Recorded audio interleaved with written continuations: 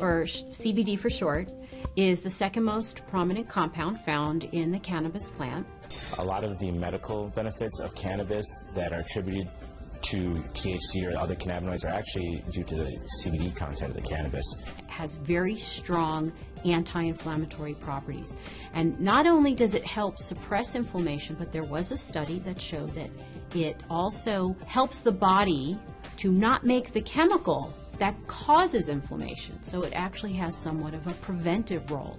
Cannabidiol has also been found to have anticonvulsant properties in that it can reduce the seizure threshold for a number of patients. I've had my own patients who have said that once they started using CBD-rich strains, they have found that they have had less episodes of their seizures. CBD is synthesized in the plant through the same pathways as THC, CBC. It starts out as geranyl pyrophosphate and aliphylic acid.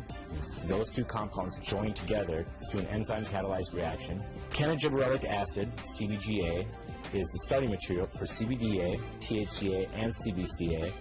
So CBDA synthase, if it's found in large enough amounts, will take this cannabidiolic acid and make it into cannabidiol carboxylic acid, which is CBDA.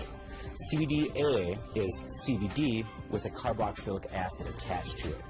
Now, with heat or through time, this carboxylic acid will naturally release from the compound as it's very unstable and become CBD. This process right here, where we lose this carboxylic acid, happens at about 80 degrees Celsius. A number of studies were done where they actually gave patients an overdose of THC to see what would happen when they then added CBD. And CBD completely turned around the negative effects of an overdose of THC without changing the levels of THC in the blood. So that means that CBD exerts its own medicinal, just doesn't reverse THC, it actually has its own medicinal properties. CBD has been found to cause cancer cells to what we call commit suicide while preserving the normal cells. And what appears to happen is it appears to bind to the receptors on the cancer cells, which then induce the cancer cell to kill itself. Cannabidiol has also been found to be what we call biphasic in terms of sleep. So at low doses, it's what we call alerting. It kind of keeps you awake.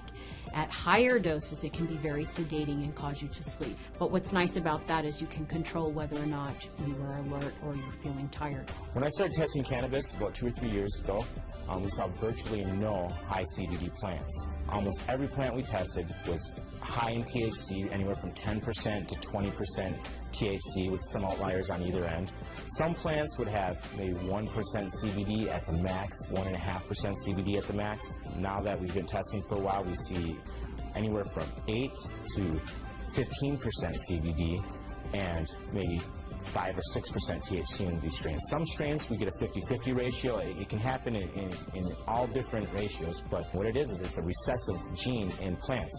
So we have breeders have to actively go and try and breed this back into these plants and find these high THC plants that might have that high CBD gene locked away and breed them together and see what they find. And really the only way you can know if it's high CBDA is to test it. With testing and growers or breeders having access to that knowledge base, we see them coming back and reversing some of the trends of the last 30, 40, 50 years and breeding the CBD back into the plants. Now, there have been a number of studies that have looked at cannabidiol, CBD, exerting a protective property to damaged neurons.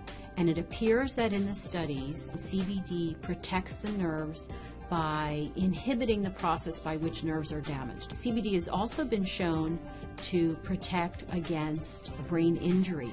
When patients or lab animals have had a brain injury, CBD appears to protect the brain from damage that occurred to the nerve cells.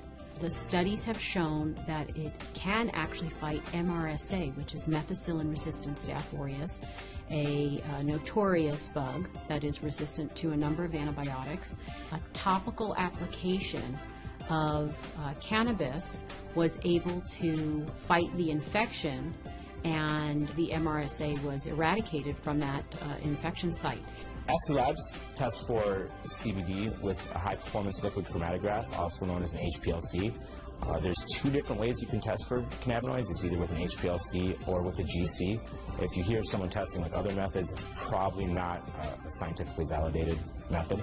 But the problem with the GC is that the GC uses heat to test for these cannabinoids. And as I said earlier, all the acidic cannabinoids are very sensitive to heat. So the GC can give you no information about the acidic cannabinoids. It can only tell you about the non-acidic cannabinoids. The heat is decomposing these compounds. It's definitely decarboxylating all of them. And you're trying to measure it as these compounds are in a state of flux. And that's just, it's kind of fuzzy.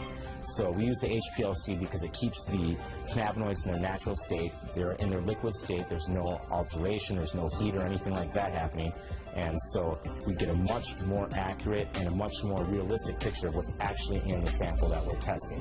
One of the important things for people to understand about cannabidiol is it is not psychoactive. That means it does not change your mood, your mentation, the way that THC has psychoactive properties and can actually cause what we call the high. CBD does not do that. For patients who are not interested in the THC effect but are interested in the CBD effect, this is a terrific choice for them.